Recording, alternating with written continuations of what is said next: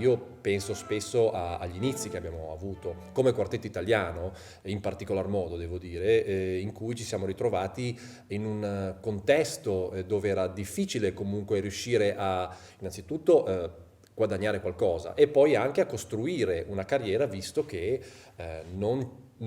c'era una grossa tradizione di quartetto se non altro, o comunque io ricordo bene i quartetti che nascevano e ce n'erano di giovani di valore, venivano visti sì, come dire, come una possibilità, un esperimento, ma non realmente supportati, come invece noi vedevamo avveniva per i nostri colleghi, ad esempio in Germania, in Francia, in Inghilterra, dove fioccavano letteralmente le borse di studio, le strutture che invece contribuivano alla nascita e al lancio, alla carriera poi dei quartetti giovani. E quindi questo devo dire che è stato un momento che sicuramente ci ha uniti molto, ma che non è stato facile da superare perché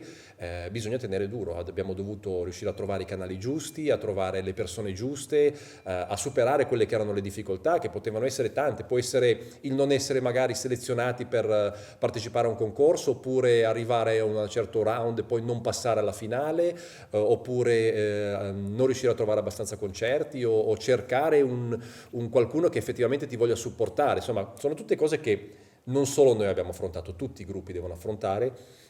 Devo dire che affrontarle in Italia non è stato certamente facilissimo, però non ci siamo mai dati per vinti e credo che questa sia un po' una caratteristica che in qualche modo connota i quartetti che poi riescono a partire e a fare carriera, cioè la capacità di rimanere insieme e di affrontare le difficoltà con grande entusiasmo. Poi ognuno ci mette qualche cosa di proprio, quindi ecco, in questo è importante anche essere quartetto, quindi non solo nel suonare insieme. Mi raccontava il Philip Setzer, il violinista dell'Emerson, che un quartetto è un po' come il vino, ha bisogno di tempo per migliorare e anche per ingranare. Non bisogna mollare mai e bisogna avere una grande costanza e credere in quello che si fa. Questo è un messaggio che noi cerchiamo di passare ai nostri studenti e nel nostro piccolo abbiamo cercato e cerchiamo e cercheremo sempre di fare qualcosa per il quartetto, ma anche per la vita del quartetto in Italia, perché pensiamo che non avesse ragione Verdi quando diceva che il quartetto è una pianta rara nel nostro paese. No, noi abbiamo avuto la fortuna di poter iniziare a insegnare quartetto all'Accademia Stauffer ormai più di 8-9 anni fa, e abbiamo visto tanti ragazzi che sono arrivati e tanti gruppi che poi sono partiti e hanno iniziato a fare una bella carriera, che suonano e suonano anche in giro per il mondo. E questo per noi è molto importante. Ci sono poi tanti altri segnali di una bella rinascita del quartetto e comunque questo è per noi una bella soddisfazione, ecco, poter in qualche modo sapere che negli ultimi 10 anni abbiamo contribuito con la nostra carriera, con un po' il nostro esempio, naturalmente nel nostro piccolo e con le nostre lezioni, a dare entusiasmo e voglia di affrontare questa bellissima disciplina a tanti ragazzi giovani.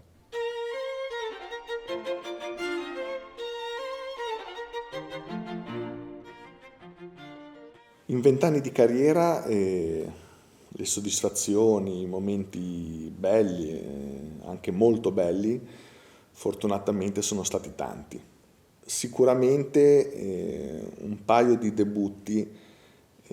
professionalmente li ricordo come un bellissimo momento. Uno è stato il nostro debutto alla Concerthaus di Berlino e un altro debutto alla Biennale del quartetto di Amsterdam, dove abbiamo suonato con i nostri amici del quartetto Emerson insieme. C'è un momento che abbiamo vissuto col quartetto che ha messo insieme un po' una soddisfazione personale e una soddisfazione professionale, che è stato quando abbiamo ricevuto il primo ingaggio dalla Wigmore Hall a Londra, si parla di una quindicina d'anni fa. La questione personale è legata al fatto che io ho studiato a Londra e ho studiato 2 anni lì e lì ho incontrato anche quella che poi è diventata mia moglie e quindi diciamo per me Londra ha diversi significati, la questione dell'apprendimento, lo studio del violino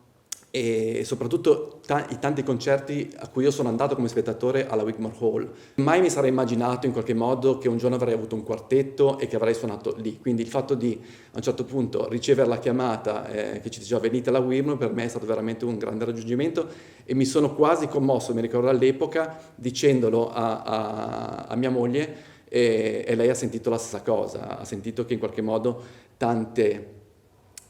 cose si stavano, diciamo, ricongiungendo dalla nostra esperienza di 20 anni prima fino ad oggi.